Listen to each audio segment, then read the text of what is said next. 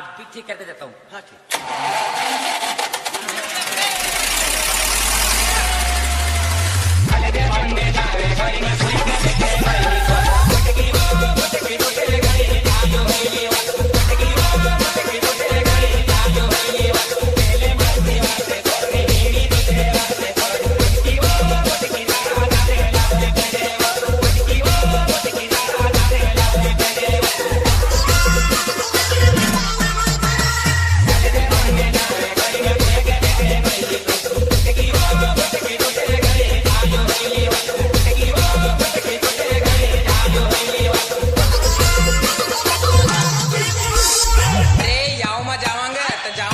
पर घाघरा वाली का तो जरूर पटावांगे।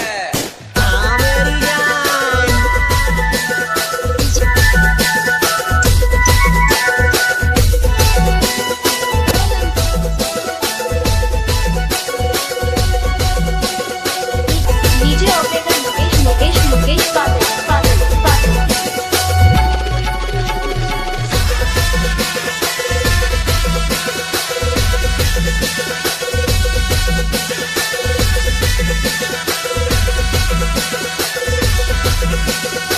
सेमडी उठाव मारी मर्जी से सिंगल छे तात्याची पटाई लेवी आવો માં